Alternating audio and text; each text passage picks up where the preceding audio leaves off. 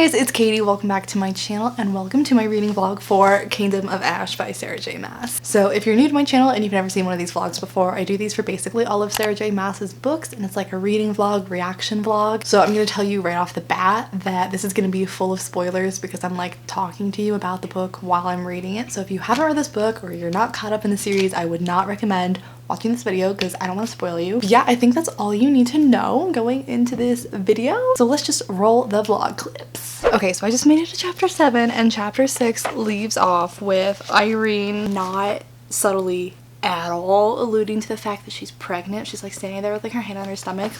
Like, I just feel like that's just so overdone and so cliche, especially because we know there is birth control in this world because Aelin, back when she was Selena, was like taking some kind of tonic or something. So like, what are you doing? Like, why? Also, it's just a part of Kale's storyline, so obviously I'm just irritated by it on principle. And of course, at this point, I just don't like that Aelin and Rowan are separated. That was basically all I said for my entire Queen of Shadows vlog was like, when is Rowan gonna get back? And that's how I'm feeling again. When's Rowan gonna find Aelin? You know what I hate about the Sarah J Maas books? That they always do the thin pages because I'm literally like 100 pages in, but it looks like I'm like 15 pages in. It's so discouraging. I feel like I'm never gonna finish. But one cool thing I did see was, I think all of the books, or at least mine, are like signed because it's like imprinted into the book. I think that's really cool. I don't really like that all of our characters are like split up and they all have their different storylines. They're all like doing their own thing. Like, it makes for an interesting book because you're getting to see all of these different places and you're getting to follow all of these different storylines, but at the same time, I really like when all of our characters are like together and interacting with each other. So I'm just waiting for 2 of the storylines to like converge, which I know is obviously gonna happen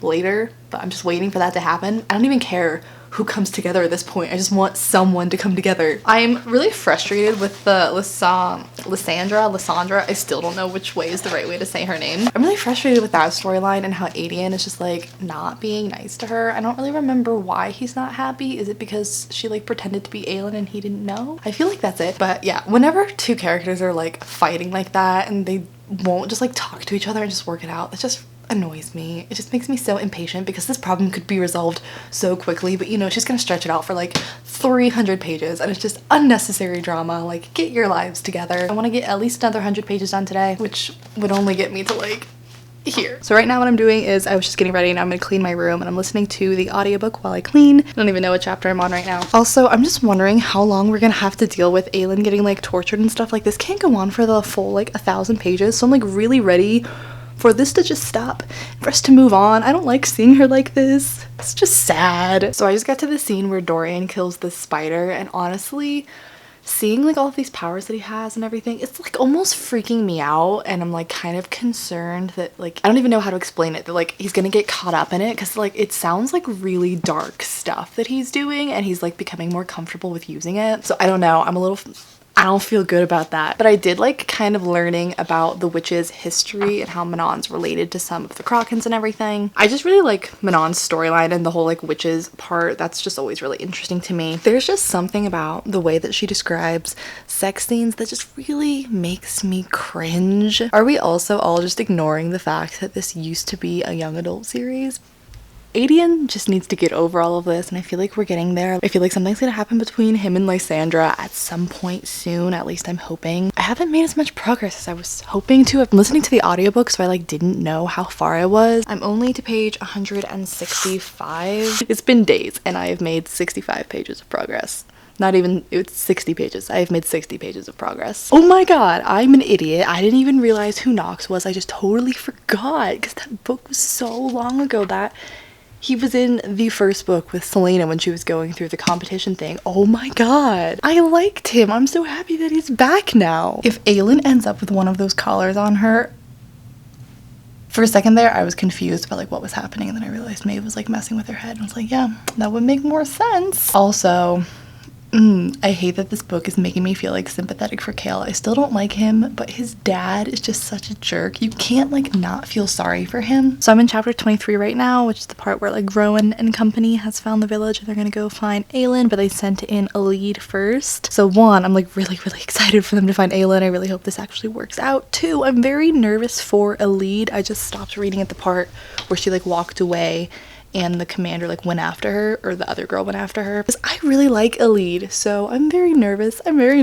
I'm also just now remembering how much I like Lorcan, even though he can be like kind of annoying on the outside. Like, you know, deep down he's like sweet and he has good intentions, so I'm rooting for him. You know, one of these days Manon is going to admit that she cares about Dorian. Fenris coming to the rescue. I think this is my new favorite scene so far in the book. Like, it's totally horrific, but like, yes, finally. I wasn't expecting it to be Fenris, but I'm not mad about it. You guys, I am so nervous she left. I really hope Fenris gets out of that and like shows up later in the book, because I'm gonna be so upset if he had to sacrifice himself for her. Also, I really like the way this chapter is made, with like half of it being Aelin and then the other half of it being Rowan, and they're both like running.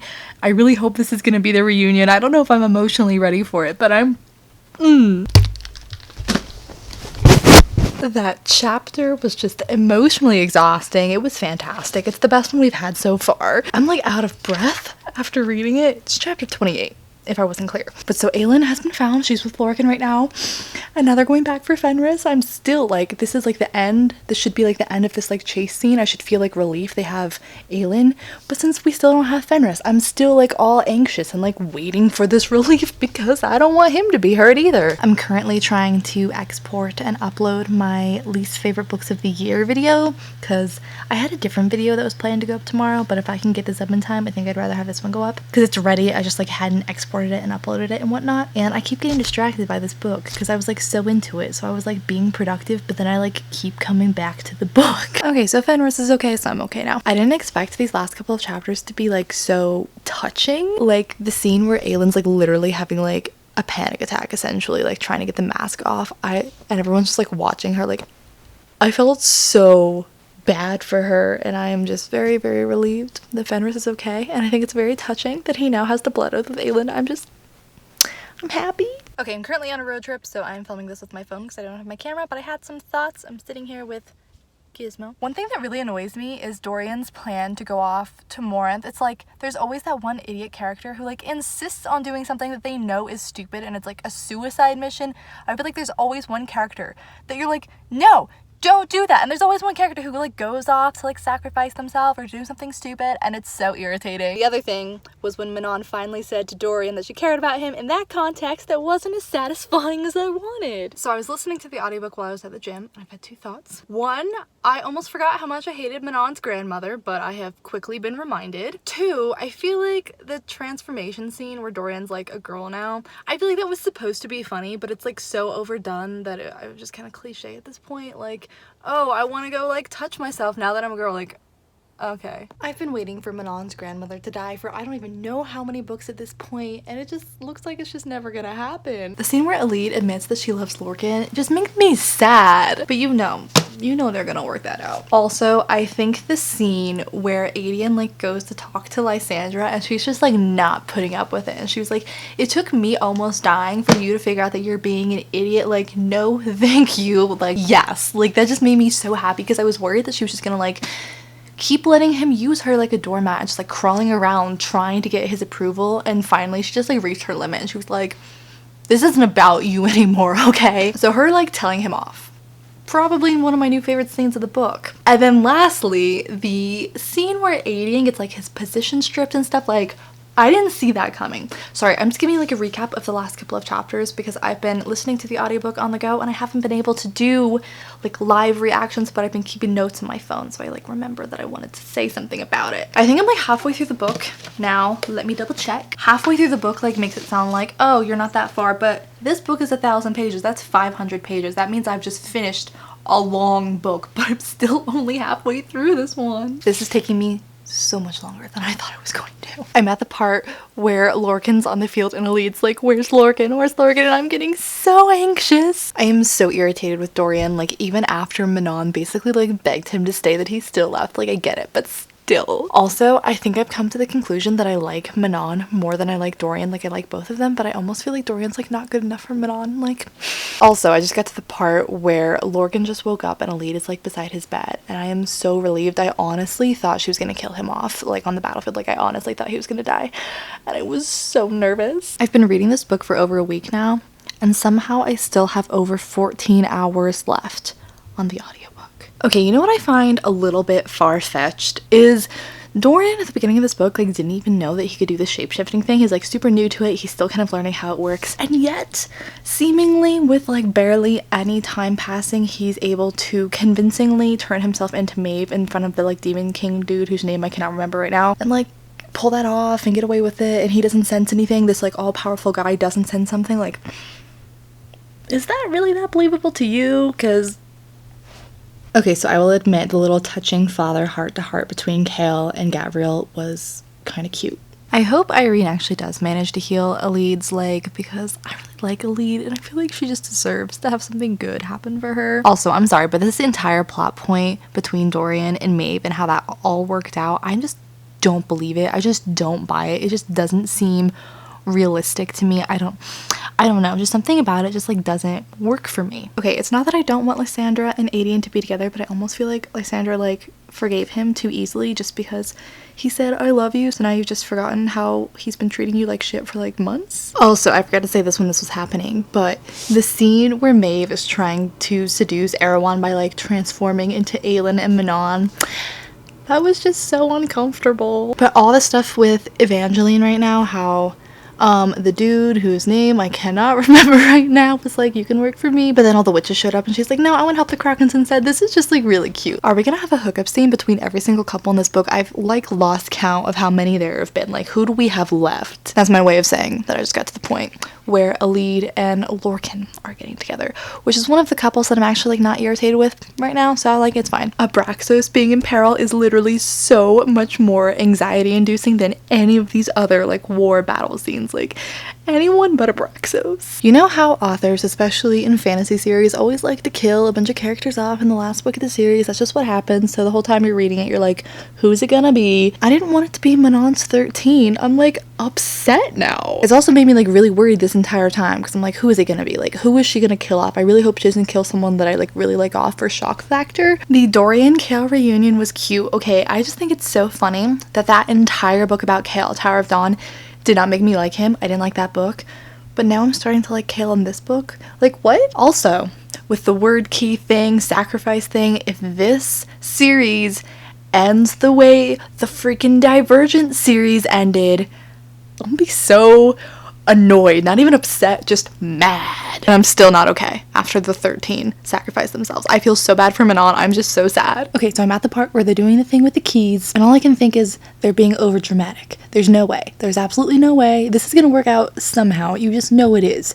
So I'm like hesitant, but I'm not upset because there's like too much of the book left for this to be the end, you know? Although I did start to get a little emotional with the goodbye between Aelin and Rowan. I couldn't help myself. I'm also having like a hard time picturing this. She literally just like cut open her arm and like shoved the 3 keys in her arm, and they're just like sticking out of this wound. Like, ew. Okay, so I'm really annoyed.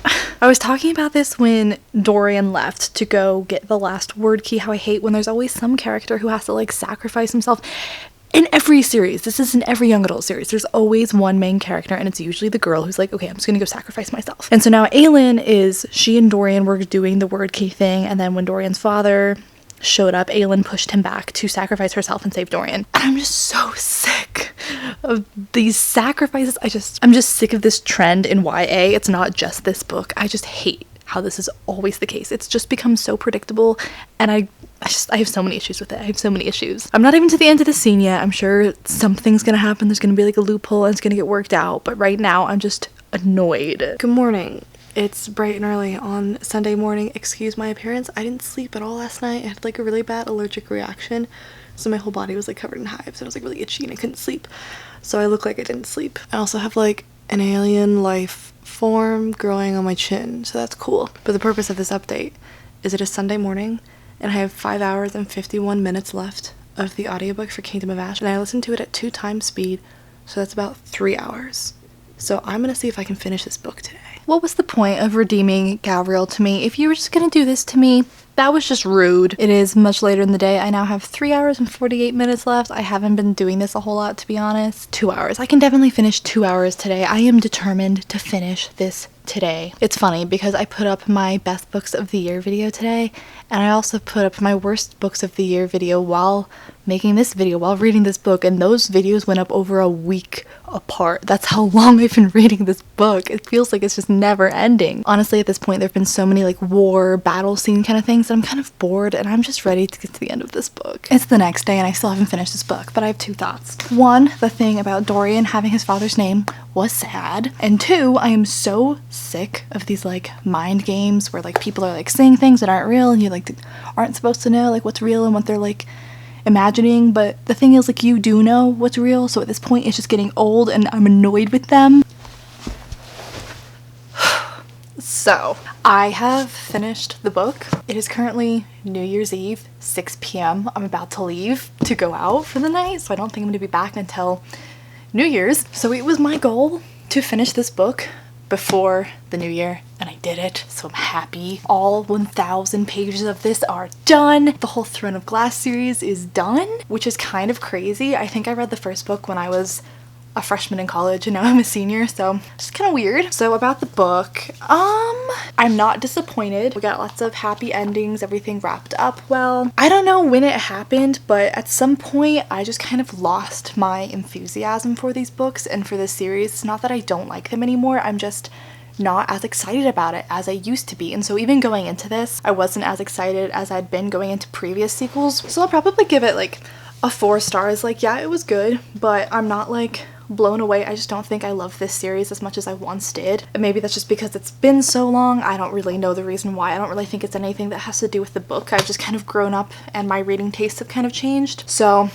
one thing I will say, I feel like fantasy series just have this expectation for each book to get longer in the series, and so there's this expectation that the last book in a series is going to be massive. No matter what the series is, that's just what the expectation is. And I've even seen people complain when the next book in the series comes out and it's shorter than the last one. Like, everyone just expects the books to keep getting bigger and bigger and bigger. So I understand why authors might like feel that pressure to keep making their books like super long. And in the case of this series, I just feel like it's made each book progressively worse because they're longer than they need to be. It's like she's trying to make them long so they feel like they have all of this filler in there that doesn't need to be there. So this was 1,000 pages. I don't think it needed to be 1,000 pages. Like, a lot of it kind of felt repetitive and blurred together, and I was just trying to get to the end of it, and I don't know, I don't like that trend that we need to have super long fantasy books. If it's not necessary for the book, like, why do you do it? We don't need all of this filler. This is sounding really negative, and it's not that I didn't like the book. It's just, I don't know. I'm just underwhelmed, I guess. I'm not like freaking out and fangirling over the book. I still enjoyed the one emotion I'm really feeling. I'm really sad for Manon, even though she had that like little, you know, spark of hope at the end. It's like she lost all of the people who were like closest to her. She lost her 13, which was just like really sad. And then Adrian lost his father before he even got like a chance to know him. That was kind of sad. Not kind of sad, that was just straight up sad. How did you guys feel about now Aelin doesn't have all of that magic? She's got like a little bit, but like that like huge thing of magic that she used to have that made her so special, that's gone now. How do you feel about that? I don't know how I feel about that. A lot of this just like felt full circle, like how they were doing the keys near Endovir, so that was kind of like bringing it back to the first book. And now she's like basically human again, so that's like bringing it back to the first book. So I feel like a lot of this she was trying to bring full circle to make for like a satisfying series, but I feel like in doing that you kind of risk losing the development of some of the characters and some of the plot and stuff. I don't know if that makes sense. But yeah, I feel like it was a satisfying conclusion. I'm definitely ready to be done with this series. It was a long series, and of course I'm happy that she ended up with Rowan, not that there was any doubt in my mind. I like Elide and Lorcan. I'm happy that neither of them died. I'm surprised actually that she didn't kill off anyone that we're like super close to, none of the main characters, because I feel like a lot of fantasy, especially YA series, just like tend to do that. They just like wanna kill someone that you really care about off, so I'm just kind of surprised but relieved that she didn't do that. Yeah, okay, so I feel like sometimes in these books things wrap up just like a little too perfectly, like everything works out like a little too perfectly and things are a little too convenient. I don't even know how to explain it. I don't have even like specific things. That was just like a reoccurring thought, like, oh, that worked out quite handily for you, didn't it? Like, oh, that was a lot easier than you thought it was gonna be. Oh, that all-powerful being went down a lot easier than he should have. Just like that kind of thing. I guess my main problem with this book is for how long it is. I feel like I didn't get that much quality content out of it. A lot of it felt like filler, a lot of it felt like fluff. Like, I literally just finished reading this book and I'm thinking back on it and I'm like, what filled those 1,000 pages? Like, what happened? Aelin was getting tortured and we were all looking for her, and then we found her, and then there were like a million battles and stuff in between, and now we're here.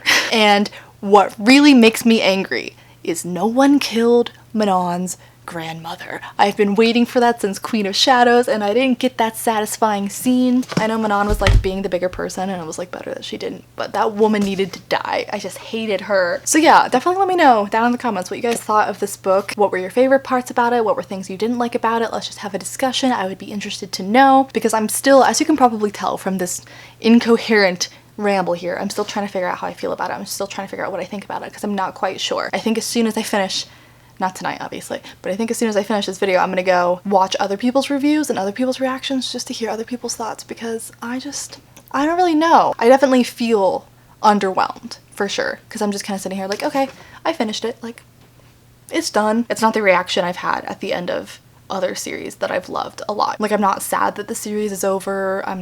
I don't know. It's just a weird feeling. So yeah, I'm gonna go out and have fun and ring in the new year. I hope you guys enjoyed this video. I hope you guys enjoyed the book. Make sure to leave your thoughts down below in the comments, and I'll leave links to all of my previous reading vlogs down below in the description if you've missed any of them. I have one for like almost every book in this series, including A Court of Wings and Ruin. It's just a thing that I like to do. And this is where it ends. This video, I have no idea how long this is gonna be. I feel like it's pretty long. So if you like this video, I would appreciate it if you give it a thumbs up. It helps out my channel a lot. If you're not already, please subscribe to my channel. I would love to have you. I post 2 new videos every single week. All the links to my social media are down below in the description if you want to follow me on Instagram or Twitter or Goodreads or any of that good stuff, and I will just see you in my next video very, very soon.